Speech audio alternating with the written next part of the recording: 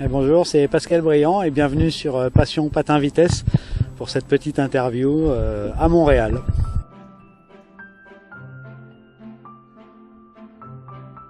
Alors, moi j'ai commencé en 83, j'avais 6 ans, j'étais tout petit, mais très vite j'ai accroché avec la vitesse. Dans mon club c'était au Rac-Saint-Brieuc et très vite l'icône qu'il y avait en France c'était Arnaud Gicquel. Il avait une relance incroyable en quad et moi quand je le voyais relancer dans les sorties de virage, c'était quelque chose qui m'a inspiré et qui m'a donné envie d'aller le battre quand j'étais un peu plus grand, quoi.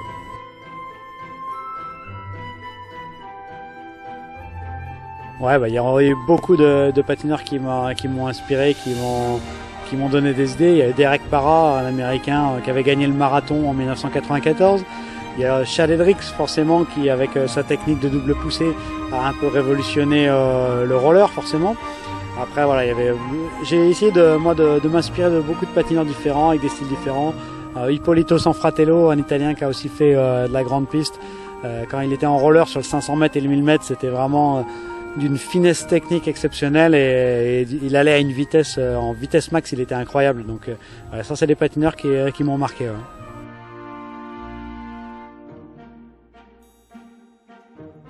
Ouais. Moi, j'aimais beaucoup le 500 mètres.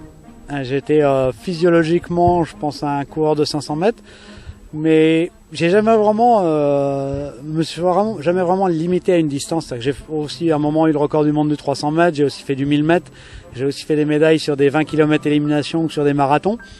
Et parce que j'aime toutes les distances en fait. Mais j'ai cette chance d'avoir développé pas mal de compétences techniques qui font que mon patinage me permettait d'aller vite mais d'être économe aussi. Du coup, voilà, je pense que j'avais plutôt bien analysé la discipline, la capacité qu'il y avait d'utiliser le peloton sur les longues distances et les bonnes tactiques. Et comme j'ai été, on va dire, naturellement plutôt sprinter, je pouvais faire beaucoup de distance. Mais mon cœur et mes résultats sont plutôt restés sur des 500 mètres ou des 1000 mètres.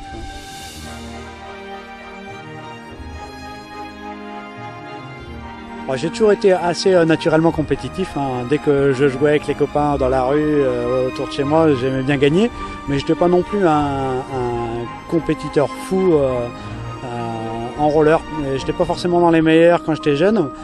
Je m'entraînais 2 fois par semaine jusqu'à 13-14 ans. Mais un jour, par contre, j'ai décidé que je voulais gagner les courses. Et là, je sais plus, dans l'hiver entre 13 et 14 ans. Là, j'ai dit maintenant, fini la rigolade, faut que je gagne en plus. Faut que je garde mon plaisir, mais que je gagne. Donc, je vais commencer à m'entraîner tous les jours. Et à partir de là, le projet était clair. Je voulais être champion du monde et c'était parti, quoi.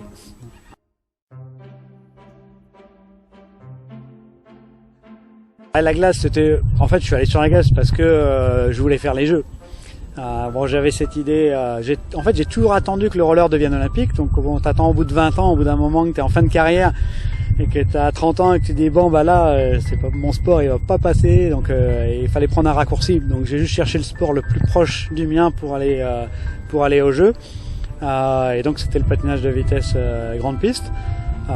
Avec du recul, j'aurais mieux fait de faire du short track. En fait, je pense que j'aurais été meilleur en short track. Il y avait plus de facilité pour s'entraîner en France. J'aurais pu rouler avec des mecs comme Maxime Châtaignier ou Thibaut Fauconnet, qui sont des copains aujourd'hui. Et je pense que j'aurais sûrement été plus performant en short track. Mais il y avait personne pour nous conseiller à l'époque. Il y avait juste quelques patineurs, Casey Bouquette, Derek Parra, Chad Hendricks, qui avaient déjà fait le transfert. Et tout le monde faisait le transfert vers la grande piste et vers les longues distances. C'était un peu la facilité, mais moi, si j'avais eu le temps de faire l'analyse, de prendre du recul, je pense que j'avais beaucoup plus de qualité pour la courte piste que pour la grande piste. J'étais pas très doué en grande piste, quoi. Je galérais pas mal.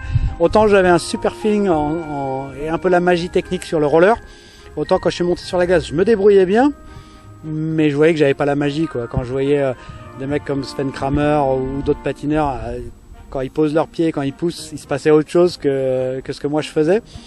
Je voyais ce qu'il fallait faire, mais je n'arrivais pas à le faire. Mon corps était trop programmé au roller et j'arrivais pas à déconstruire pour reconstruire.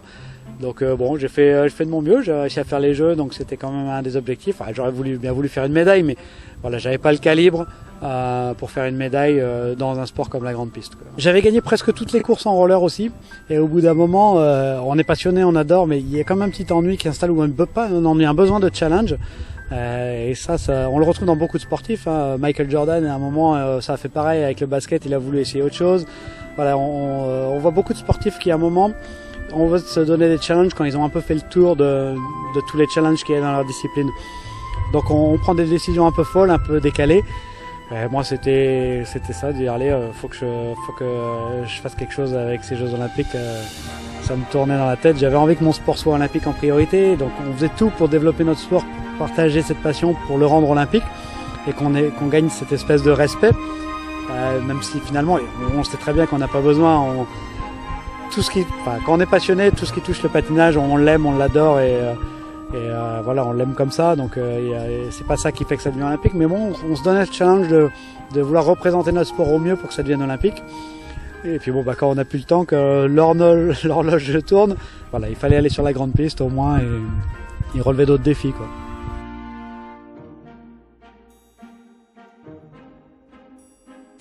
C'était assez inné, hein. J'ai toujours été intéressé par ça et dans la culture de nos clubs en France à cette époque-là, dès qu'on était un peu ado ou à 13-14 ans, on commençait à entraîner les plus jeunes aussi. Donc très vite j'ai été dans le bain de m'occuper des bébés patineurs, de l'école de patinage. Et puis après quand j'étais le senior le plus âgé, on s'occupait des plus jeunes aussi qui faisaient la compétition. Donc il y avait un naturel à transmettre ses connaissances dans la culture du club où j'étais à Lamballe. Et du coup ça m'a vite intéressé. Au début c'est la difficulté totale, on est un peu nul, on sait pas trop enseigner, on sait pas trop quel exercice choisir. Et en fait à force de s'y intéresser, on progresse assez vite, on trouve des astuces. Et puis après je voulais être prof de sport. Donc voilà, tout cliquait bien ensemble.